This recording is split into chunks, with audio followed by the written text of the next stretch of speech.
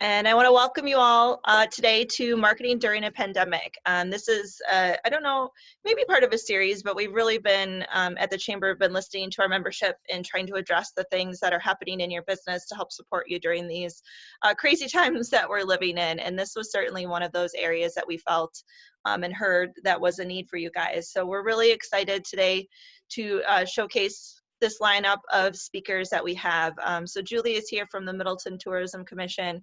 Ryan is the owner over at Alpha Graphics. And then we also have Steve, who's a marketing professor with Madison and College. And they're here to really just share their knowledge and some insights for you guys to help you forward your business from a marketing perspective during these crazy times. So I am not going to waste any more time. We'll get into what you came here for. So first up, we're going to have Julie. So Julie, I will turn it over to you. All right, and thank you very much, Kristen. I appreciate the opportunity to address the group here today. I'm going to be more of a case study, and Kristen, I'll just say next to advance the slides. Will that that'd be great. Okay. So this is a snapshot of what I'd like to cover with you this afternoon. We'll take a glimpse into the rearview mirror to understand how this year started out for Middleton Tourism and review our roadmap. Next, we'll share our story of the initial impact of the pandemic and how we managed through the first couple of months. And then lastly, we'll discuss some travel trends and how we can move forward with marketing and promotion for the summer and the fall. Next. One of our key metrics in tourism is visitor spending. And as you can see, we were down slightly in 2019 over the previous year. We expected to see a decrease because our convention and meeting hotel was under renovation, which impacted the number of events that they were able to host. Also had an impact on business travel and transient business. That renovation was completed in November of 2019, so we expected to be back on pace moving into 2020. Next. Tourism jobs continued to remain steady in 2019, and we were actually looking forward to seeing an increase in jobs due to the Holiday Inn and Suites, which was scheduled to open in April of this year. Next. Room tax collections, which is our only source of revenue, was also down slightly last year. But we knew that going into 2020, that was going to be up a little bit because of the addition of another hotel in the community, and the bookings for our convention hotel were going to be up over 2019. Next. We were planning several new projects and initiatives around regional collaborations with Madison, Verona, Fitchburg, and Sun Prairie, expanding our event services, increasing marketing to group tours, expanding our marketing into surrounding states, and partnering with Destination Madison to create new visitor experiences with Capitol Brewery and Long Table Beer Cafe. Next. These were the key projects that were on our roadmap for 2020, and work was actually well underway for the Essential Madison experiences, and the brand review was also moving forward. We had requests for proposals that had been received, and staff were preparing to winnow down those proposals and prepare for candidate presentations. Next. And that's what happened next, March Madness. And not the March Madness that you're used to hearing about. We started to feel the impact of the coronavirus early in March when events began canceling at our convention hotel, Madison convention facilities, hotel groups began to shutter their properties. The pandemic was officially declared and the Safer at Home order was issued. At that point, we closed the Middleton Visitor Center to the public and staff began working remote. Next. This is a slide that I shared at the Get Moving Middleton meeting in February, and since that time, 39 events have canceled March through December at our convention hotel. 41 conventions and sporting events have canceled in Madison, and community-sponsored events in Madison also canceling left and right, as well as here in Middleton. The Chapter 93 EAA Pancake Breakfast, which is held out at Maury Field every year, canceled. National Mustard Day is going to go virtual this year, and unfortunately, our friends and colleagues from Good Neighbor Fest canceled their event yesterday. Next. In the early stages of this pandemic, tourism had to switch almost entirely from tourism marketing to targeting local and area residents. We created a COVID-19 page on our website to provide information on legislation, safer at home policies, best practices, things of that nature for our stakeholders and our local businesses. We pivoted to supporting local business in an effort to keep people working and supporting the Safer at Home initiative instead of calls to action to have people visit our destination. Next. So these next few slides are just some examples of what we did on our social media channels. This was a social media post encouraging folks to buy local. Next. More of that campaign. Next. And then by early May, we were hearing that folks were beginning to start dreaming about travel. This was great because it coincided with National Travel and Tourism Week. So we finally had an opportunity to start celebrating what we love about travel and to also heighten the awareness of the value of tourism. Next. More shared posts from our colleagues over in City Hall. And most of these were geofenced to the county. Next, a couple more examples of that effort. Next. Then we begin hearing that folks were really starting to feel pent up and needed some activities to lighten their moods. So these posts were created to be informational as well as to provide some fun. Next. And more fun stuff. Next. We also decided that it was time to start a reach out to visitors to let them know that we'd be here to welcome them when it was safe for them to do so. And if you play the video, Kristen.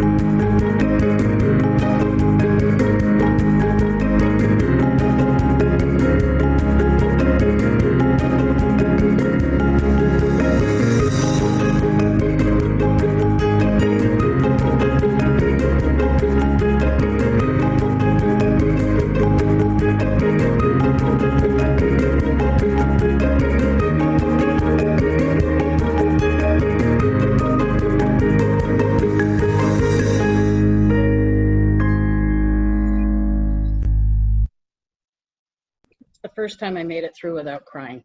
Oh. Next. One last look at National Travel and Tourism Week. Next. So, emerging travel trends that we're beginning to see.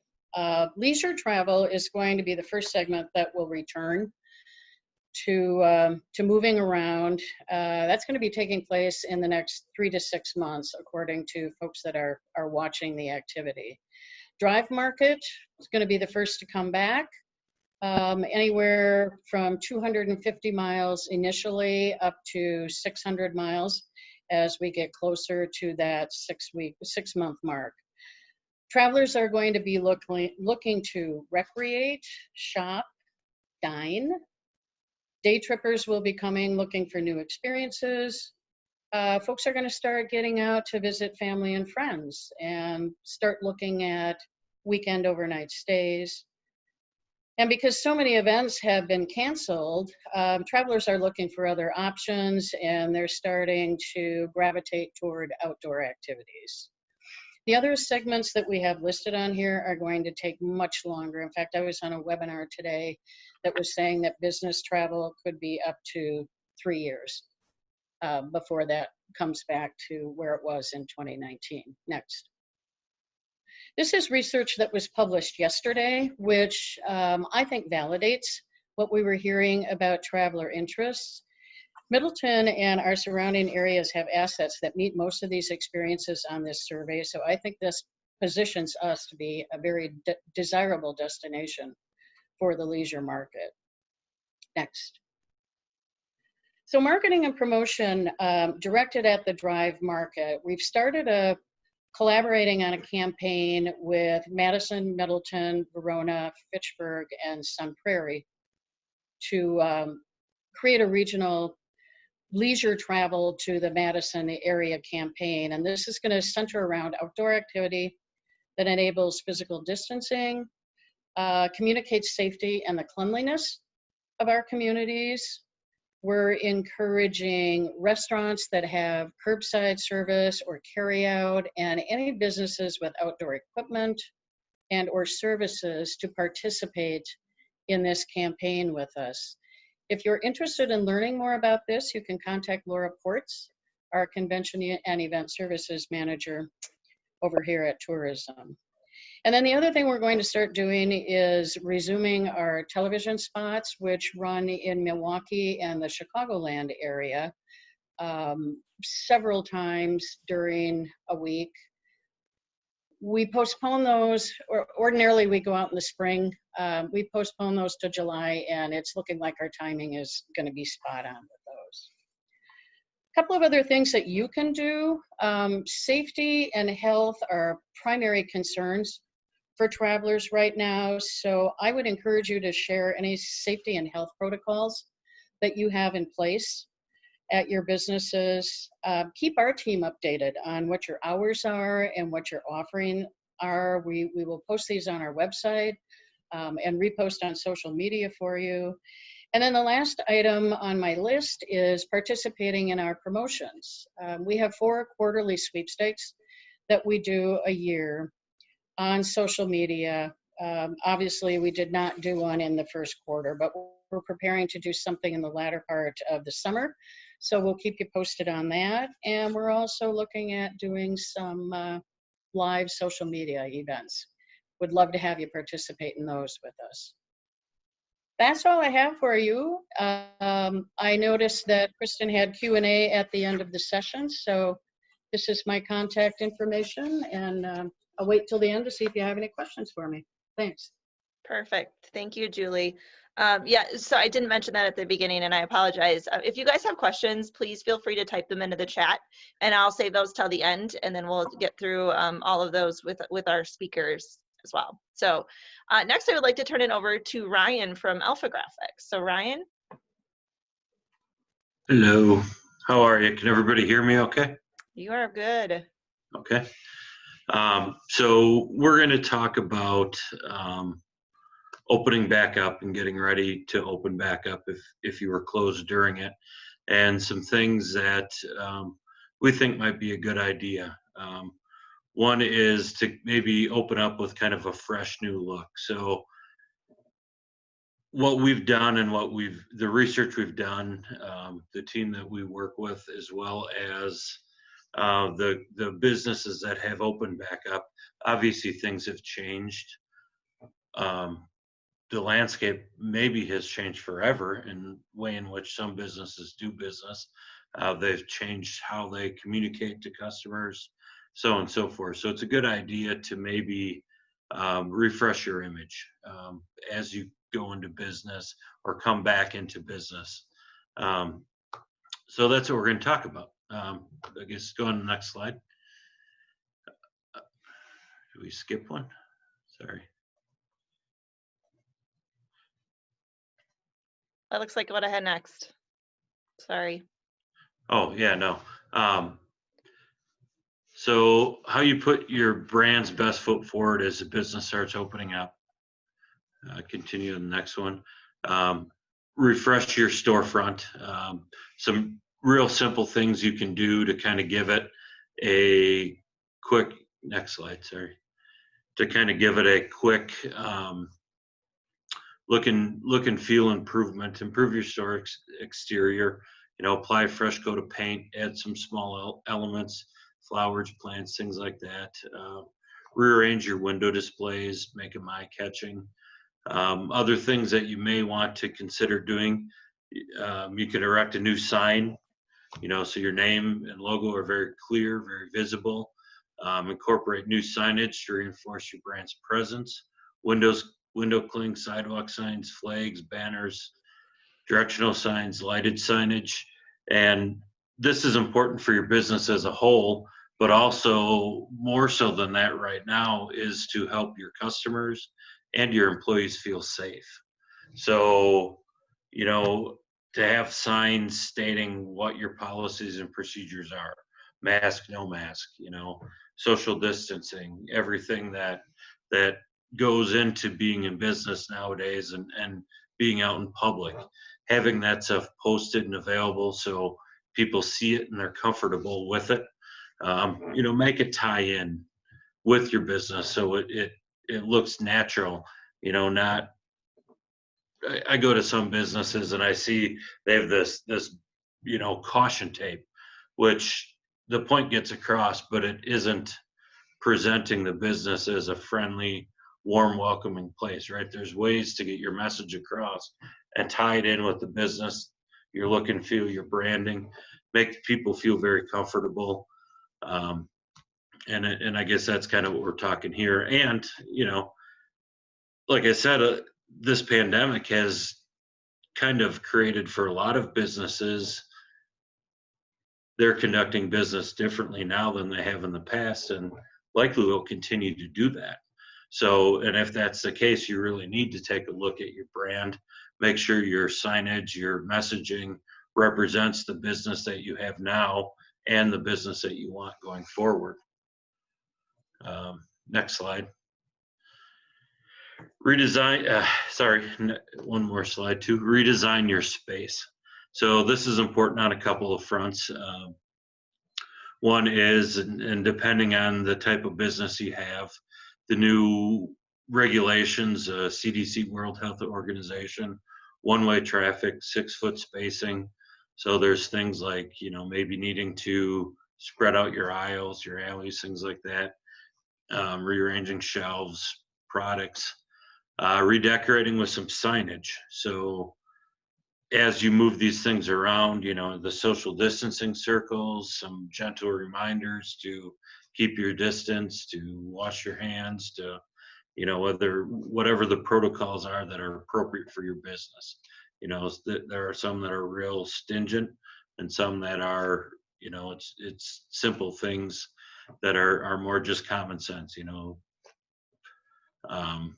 adhere to safety, health and safety regulations. I guess that's where we're going there, but protective glass dividers, social distancing reminders, wayfinding signs. So one-way traffic has been a real important thing to dealing with properly opening a business and social distancing, and keeping the hot areas, if you will, or the hot zones down to a minimum. And we've heard from a lot of businesses that say, hey, listen, I'm never going back to two-way traffic because it makes so much sense. And people are able to flow through the store, the area so much better. So things like that, redesigning your space. Next slide. Which I kind of already touched on, you can go on more too, but realigning your brand message to the new norm. So whatever that is, if you've kind of changed your focus on the business and you do things differently now and you intend to do in the future, make sure that your messaging lines up with how you want to do business and the business that you have now. There's a lot of people that have found, a lot of businesses that have found new things that they do or different ways to do things, both good and bad. Some I've talked to said, hey, I'm never going back to the way I used to do this and I'm going to do everything this way, or vice versa. Just make sure these are all things you're thinking of as you're rebranding as you're putting up new messages to make sure it aligns with exactly how you want to do business. Tip number 4, and go to the next one. Market your grand reopening. Plan ahead for your reopening launch and keep your customers in the loop. Marketing collateral, consider the most effective marketing channels for your business. Direct mails have been great for some, while others, digital works. I don't know about everybody on this call, but I know there are a few businesses I'm sick of getting emails from. The few that are on our email list may be feeling the same way about ours. We try to keep ours positive and informative, but the last few weeks there's been a lot of information to send, so there has been a few. We've backed off of that. I apologize. What collateral will you need in your store opening? Updated messaging, which is what we've already talked about, brochures, sales sheets, informational collateral. Plan ahead so your collateral is designed, printed, and in hand early.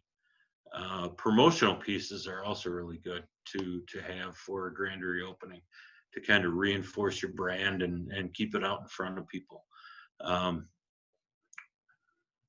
Offer incentives, promotions, re-engagements to customers and prospects. Create branded apparel for your staff to reinforce your brand. Even something is what we found to be a really positive thing, or to turn something that maybe is the new norm, right? The gaiters and the face masks. We can very easily print and create gaiters and face masks that have your branding on them, and have a smiley face, have something fun, something creative, something to brighten everyone's day. But those are easy things to do, easy things to reinforce your brand, kind of stay out in front of people. And equally as important, align all your promotional pieces with your refreshed brand. So make sure you don't have, I have a few left of this old pen with a different message. Make sure you're putting that stuff away and you're not sending a mixed message. Make sure you're sending a message that is in line with whatever your new messaging is. I guess next slide. Welcome back to the marketplace. By using your time now to plan and prepare your business for reopening, you can reposition your business in the most effective way and drive more sales to the soon to be competitive marketplace. So what I have seen and what we have seen, and what my personal opinion is, that Middleton in general, but the Madison area as a whole, I do believe will bounce back semi-fast. We were an essential business and opened through the whole pandemic. Business downticked a lot. It has picked up recently. Activity has picked up recently, I should say. There's been a lot of interest, a lot of conversations, things of that nature.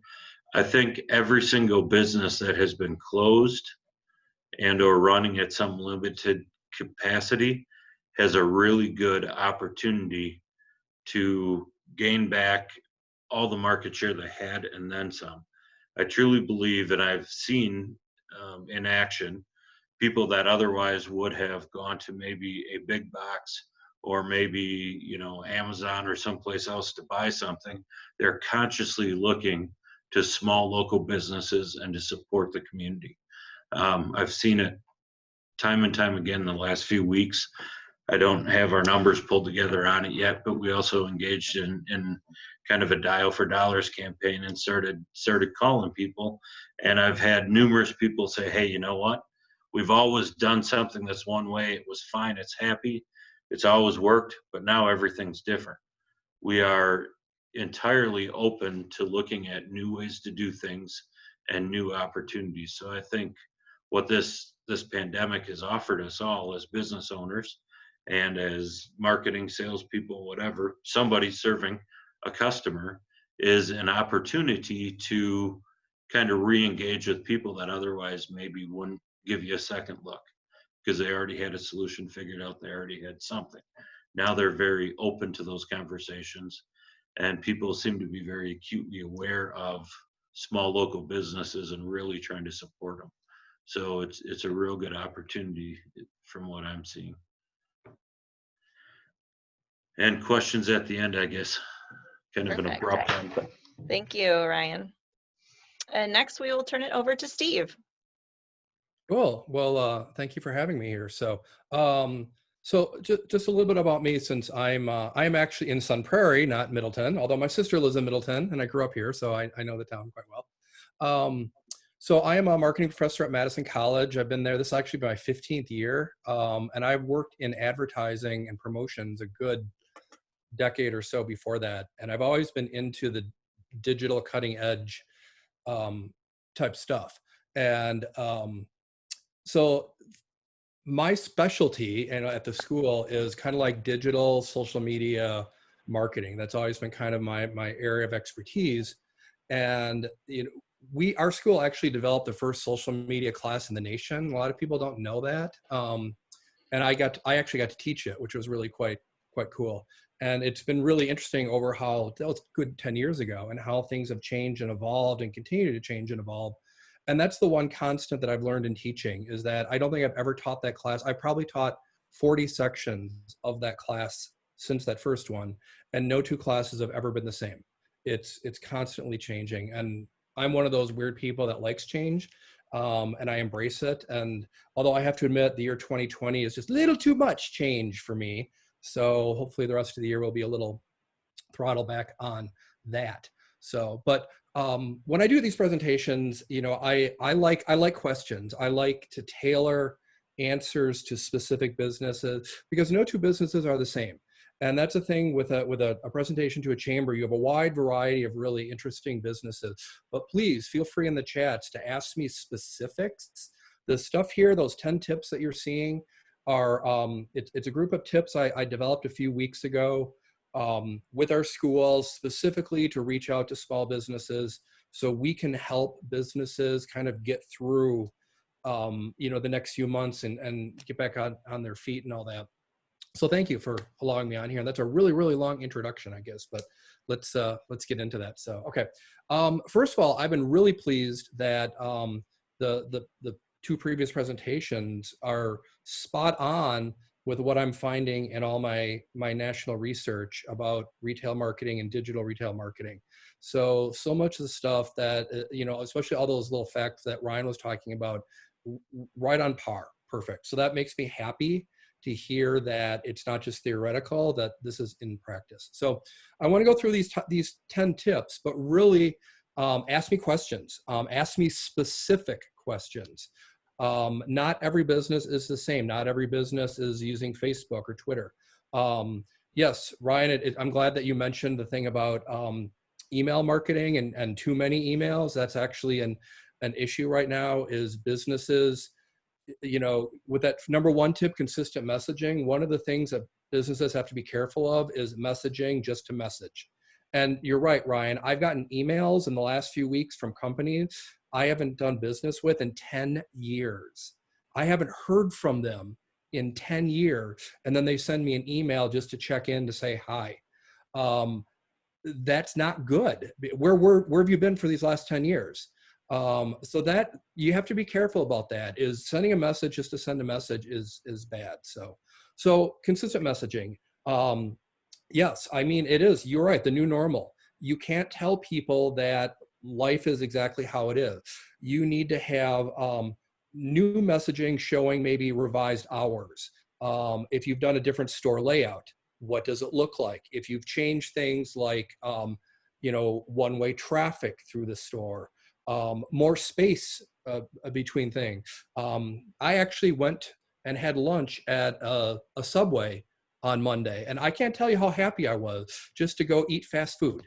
But it didn't look anything like the place where I used to. I mean, it's the same place, but I think they only had 3 tables, 4, and normally they'd have 10.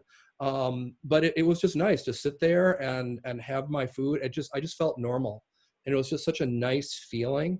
But I was happy to see that. I drove by and I kind of peeked my head in to see if they were even open. And I kind of was very hesitant walking up to that.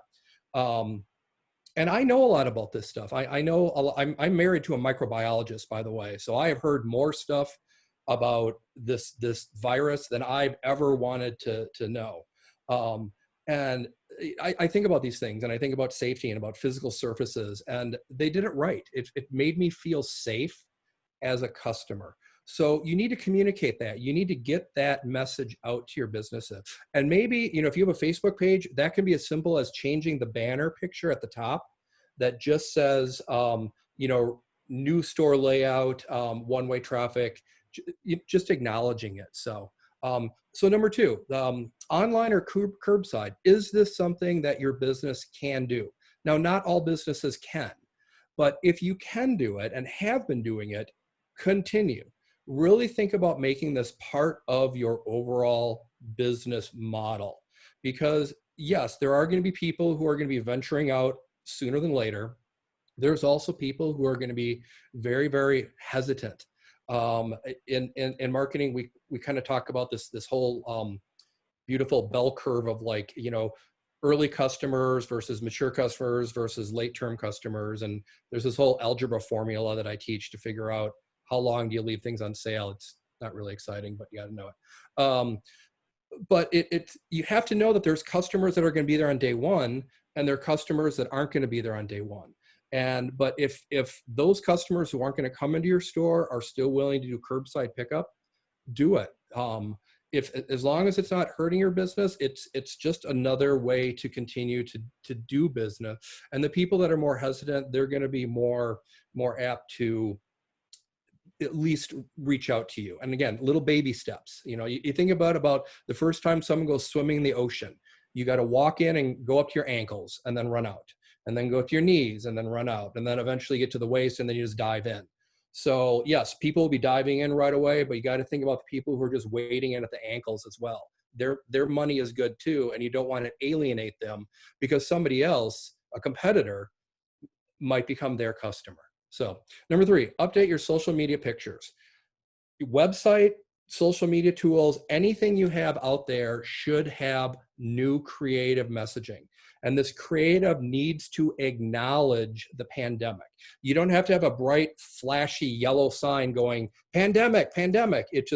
But something that says, we're well aware that there's a pandemic. And that simple acknowledgement of saying, customers, we know it's not business as usual, that will say so much by saying so little.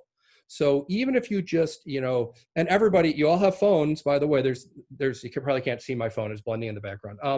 But you all have a digital phone and you have the ability to do this. Just make sure you have good light. That's photography is important. I'm a photographer in my spare time, so I really get very picky about good pictures, but that's important. It communicates in a very subtle way that we are not the same business we were 6 months ago. We are changing with things, and we're here to change with you. So, okay. Number four, the concept of superfans. You all have them. Do you know who they are? These are customers that love you, that will come in. If you're a restaurant or a bar, you call them the regulars. You think about Apple, and Apple has some of the most, well-known super fans in the world. Now is the time to reach out to them. If they come into your store, thank them and say, we appreciate this. Would you mind, posting something on your social media that you stopped in?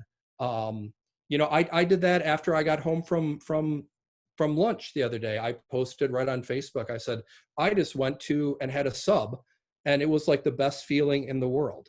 And now I didn't specifically call out the location, and I specifically didn't say, well, they had social distancing and the tables were here, there, here, and here. But I put out a message that just said, there are places to go out and grab a quick lunch that you can feel comfortable with. And I was very happy. I had a whole bunch of likes, hearts, smiley faces, all the different emojis that the kids speak these days. That it just, I think people want to hear this. And who better than the people that already love you to go out and ask them. And I think a lot of these people will be happy to do that. They want you to succeed because they want to continue shopping at your place and using with this. So number 5, charities. Okay, this is a bit of a double-edged sword.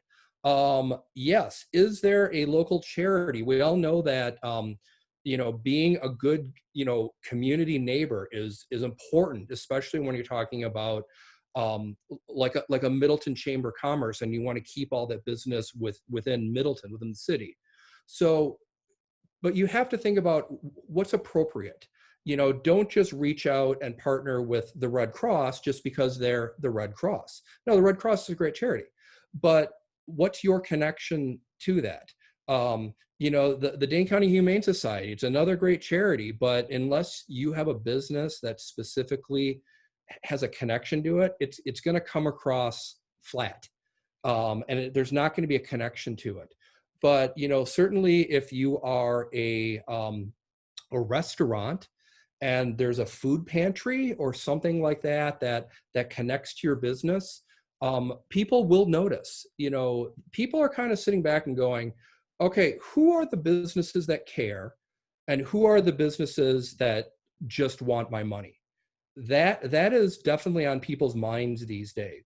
First of all, people have money to spend. It's out there. People do have income and they want to spend money, but they're really asking who should get it. So you have to be really careful. We call it optics in marketing. What are your optics? How are you perceived by your customers? And believe me, your own optics on your own business you can't trust that, because everybody thinks their own baby is beautiful. And you have to be very leery that if you don't know what the optics of your business are, you could go out there with a message that's insensitive. Believe me, just go onto Google and just Google insensitive marketing COVID-19, and you will find examples of what not to do. Thankfully, there hasn't been too much of that in this area, but there's a lot of it nationwide and all that. So, okay, old ads. And Ryan, you touched on this perfectly. Now is the time to refresh your marketing tools. And it can be anything from logo branded stuff to, you'd mentioned pens and paper and all that. Even like pictures, if you let's just say, you use Instagram a lot and you've got an Instagram logo page, now might be the time just to refresh it. And again, it goes back to that first point. It just kind of tells people that you're not ignoring the pandemic. And I think there are businesses that simply want to ignore the pandemic and just say, we're just going to hide until things go back to normal. There is no normal anymore. The world will never be the same as it was 6 months ago. So we saw this 20 years ago with 9/11, okay? The world has changed.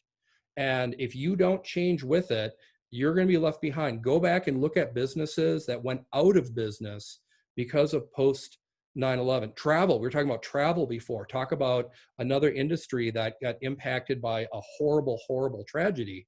And then look at the businesses that were able to survive 9/11 and thrive from it, and look at what they did. And these two are not the same examples, but they're major cultural touchstones. We talk about baby boomers and millennials and Gen Zs and all that stuff. And usually what creates a new generation is a seismic shift in culture. The end of the baby boomer era was Kennedy's assassination. The rise of the millennials, coincided with the rise of the internet. When you study generational marketing, they usually start and end with an event. Well, guess what? This is an event. So the kids that are 8 years old today, they're going to be a new generation that as they age up and start spending money as teenagers and into their 20s. So you got to think about that. You got to think about your messaging and all that. So okay, let's go back to people spending money. People actually want to spend money, okay? And there's an old myth in retail that putting things on sale creates sales.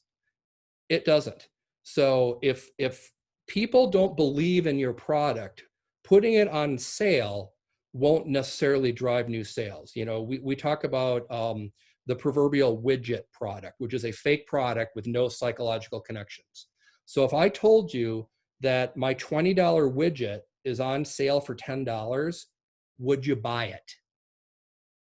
The answer is probably no. I don't know what a widget actually is. And I'm like, but it's 50% off. That's a great deal. Okay, do you see how a sale won't necessarily drive sales? You have to sell your value. And right now, people aren't necessarily looking for discounts. Now, it can't hurt you, especially if there's local competition. If there's definitely competition and you do need to use a sale as an incentive, you know, but sales should be your last resort.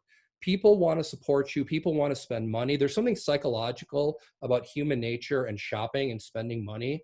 And people want to do this. We're seeing this a lot, is a lot of people, they want to spend it. They're just being cautious as to how and where. So again, you know, discounting, you're running that worry about optics again. You know, if you're just running a sale to run a sale and you're not changing your business, and why would I shop there? I mean, can I get, which is more important, 10% off or shopping in a safe environment? Where am I going to take my family, you know, and spend money and save $5 at the end of the night, or take it to a place that I feel comfortable tiptoeing a little further out into that water? So, okay. Number 8, thanking your customer. I mean, this is kind of like a no-brainer in marketing, but we forget to do this all the time. When studies have been done on retail marketing, that a lot of businesses simply forget to thank customers. And it's not that you're doing anything bad. It's just you get busy and you want to make sure that, you know, you're helping people and moving on to the next person and being as efficient as possible. But, you know, if things are slower, now might be the time to thank them. You know, and again, a restaurant, you know, that's a thing that, you know, when you sit down at a restaurant, one of the little codes that I always look for is, does the manager come over and stop by the table and just say, hi, how are things? Everything good? And then walks away.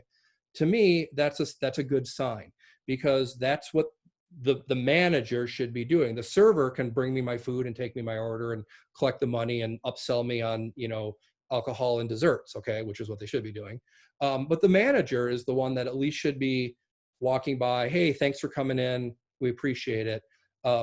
So just give that a thought and just say, you know, are we doing that? You know, now is the time. You don't have to grovel, you know, that's not good, but just a simple thank you. Thanks for coming in. Thanks for supporting us. You know, how you've been handling all this. It's so nice to see customers back out. We appreciate you in our business, you know, things like that. So the other thing again with shopping, out of season shopping is fine. Yeah, it's June, and granted, part of a hurricane just crossed over Wisconsin yesterday. That was interesting. I didn't need the weather forecast. My sinus cavities told me that we set a record for the lowest pressure recorded in Dane County yesterday. But guess what? You know, people are thinking about Christmas already and holiday shopping because people just want to shop. And guess what? People might go out, and if they see something that, you know, might be Halloween decorations or other holiday stuff that wouldn't necessarily be appropriate in June, but guess what? They're in the mood to shop. Why not? Let's buy that fake pumpkin that Jack Skellington, and we'll get around to this in the fall, but at least now we have it. And then we felt that we actually psychologically got to shop, and that's such a human thing to do, is that. So, and then the last thing about shopping is there are going to be people who maybe just want to go to one place and then come back. Now, this is really dependent on the category that you're in. That's where a lot of this comes in. Can you bundle products? Can you put it together? Can you say, someone can come to my place and get this, this, and this, and then go back home? So it might be a little way just to kind of reassure people that are willing to go out but only go to one business, get them to come to your place. So, okay, so there's my David Letterman top 10 tips for reopening your business. Hopefully people here got that reference. My 18-year-old students tend to just stare at me when I say that. So, but questions for all of us. Yeah, like Steve said, thank you to all of our speakers for today. We would love to open it up for questions. I did get one for Julie here in the chat. Julie, can you recap who our retailers' target market is this year versus last year? We're putting all of our focus right now on the leisure market. In the past, it's included sports tourism, meetings, conventions. Those are the top three. So we're really focusing on also getting people in here from a closer range than we have in the past. Typically, we're going 70 miles outside of our radius to attract people who will stay overnight. And the reason for that is because that's our revenue stream, is the hotel room tax. So one of our missions is to continue to put heads in beds, is the term that we use in the industry. Does that answer the question? I think so, yeah.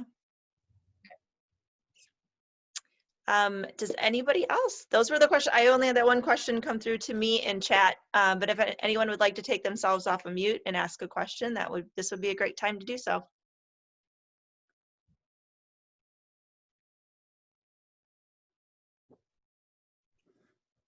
Sounds like you guys just nailed it right away.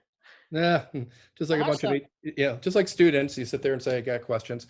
Yep. I will say one little thing about social media is understand the difference between now marketing and later marketing. There are tools like Snapchat and Twitter and Instagram that are really more focused on right now.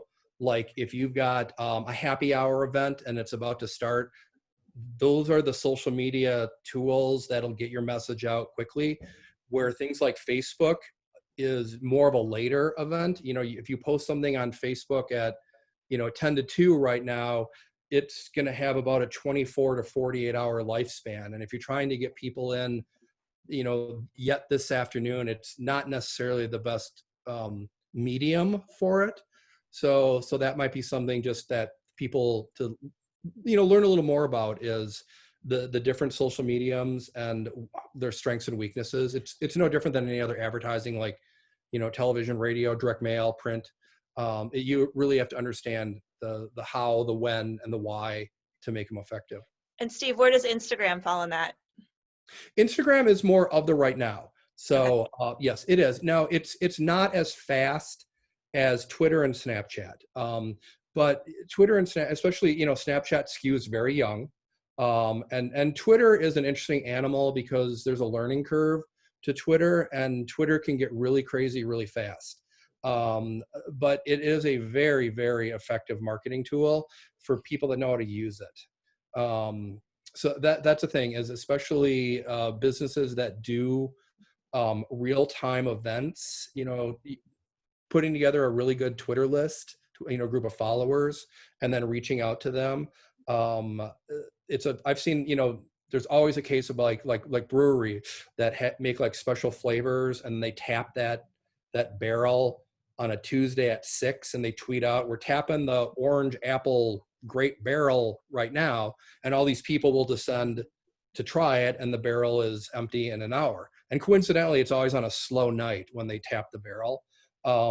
But they use Twitter for that, and it's a great marketing tool. So it's just learning things like that as to what works for what the best. Sure. Thank you. All right, are there any other questions from anyone on the call? You can take yourself off of mute if you would like, or put the question in chat. Let's give it another minute here. I do want to again thank our lineup of speakers today for taking time out of their schedules to share their knowledge in this area. We really appreciate you guys being here, and for all of you that attended as well. Thank you for taking time. So cool. You're welcome. That was nice. Yeah, thank you. Appreciate the opportunity, Kristen. Yeah. As a follow-up, you guys will get a copy of the slide deck and then a link to the recording as well. So one quick note, hopefully you guys saw in our weekly newsletter today, we are going to host our golf outing this year. So the chamber is really excited to bring that to our members. So registration will open on Monday, and we know that signups happen really fast. So make sure that you guys are online and ready to sign up. So we look forward to having everyone. When is that event? We are doing a little different this year. It is going to be July 14th and 15th. So it's a 2-day event with designated tee times. So we are not doing a shotgun start, just to keep social distancing and size of group in mind. But Smart. Good. yeah, yeah. But we've got some fun things planned. So I think it'll be a great event. Okay, with that, I think I will let you guys go. And again, thank you for taking time out of your day. Take care, everyone.